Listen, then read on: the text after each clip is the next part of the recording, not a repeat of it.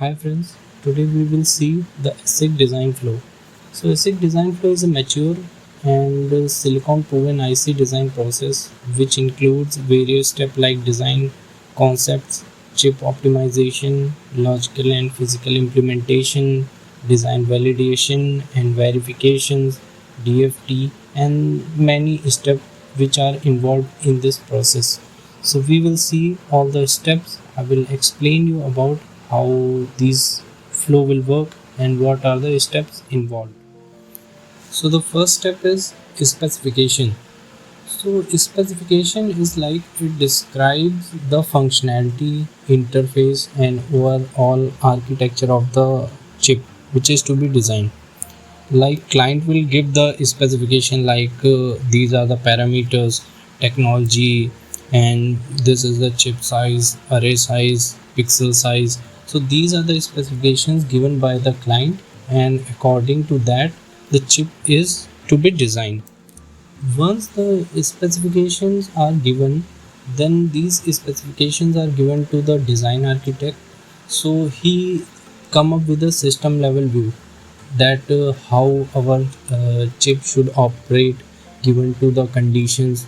So they will decide like what the component required, what should be the clock frequency, how we should run, and how we will achieve this target power and performance requirement. And they also decide like how our data should flow inside the chip. For example, let's consider a chip in which processor is working and parallelly some other module is also working, so that these both parallel data will executed at the same time, and so on. Like those things are to be decided by design architecture. So in functional verification, once the design architecture is finalized, the code is written for the design, which should be done in VHDL or Verilog. For all the modules, code is written, and functionally it will be verified by giving the test bench. And once the code is verified for its functionality and its behavioral is checked, it will be given to the RTL synthesis. Once the RTL design is ready, it is need to be verified for the functional correctness. For example, we have designed one module, but whether it is working according to the functionality, so we will check its functional behavior. So at this point, with the help of some EDA simulators that are able to model the design, and then we are applying different stimuli to it, and here the pre-verification is done on the design. Once we are done with the verification, the next step is the logical synthesis. So the logic synthesis, it is like we are once we are happy with our design that it is working perfectly, then we go for the synthesis of the design. So here we will generate the netlist. The netlist is nothing but a description of the circuit in terms of gate and the connection between them. So complete design is represented in the form of gate and the connections, the pin structure, and which are the pins or nets, wires which are connected to the gate. So all these things are described in the netlist. Once the logic synthesis is done, sometimes the logic equivalence is also done. This is like we are checking the gate level netlist for the logical equivalence with the RTL. Like we have the RTL and we are generating the netlist. So we are comparing that yes, both the design and functionality is the same. And if there is some mismatch or some error is there, so during this process we will rectify those error again, and again we are generating the netlist and verifying the results. And we are comparing it with the RTL again. The very next process is DFT process. This is designed for testing. In this process, we are going to check our design for any fault or the error present in the circuit. So we are providing certain test vector, certain patterns to the input, and we are getting the response of the circuit. So this response is compared with the golden response. Golden response is like it is the response of the circuit when it is fault free.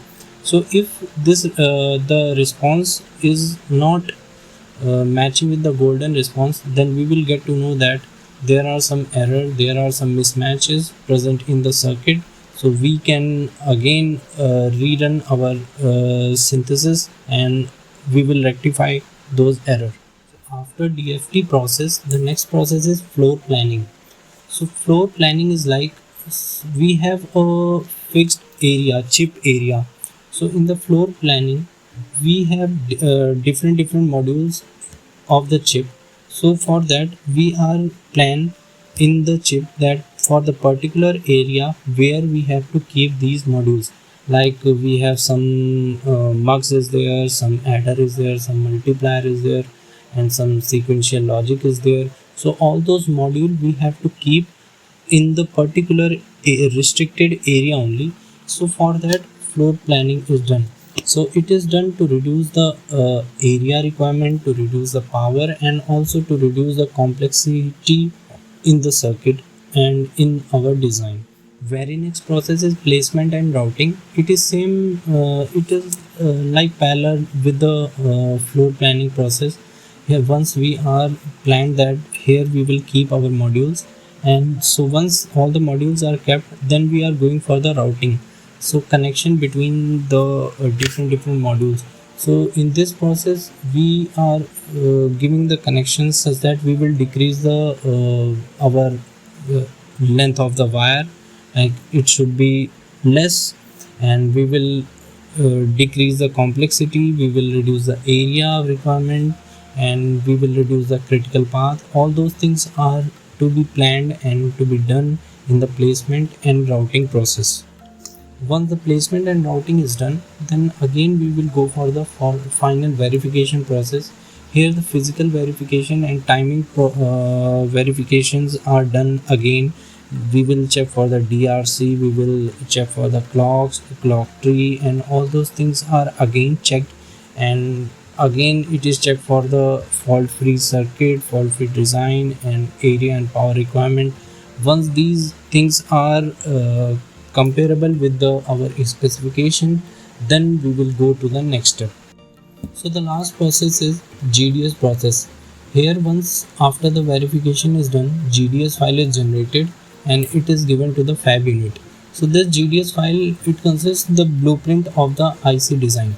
So this is the last process. Here the engineer perform wafer processing, packaging, testing, verification, and once all things are done, they will convert these design into the physical IC.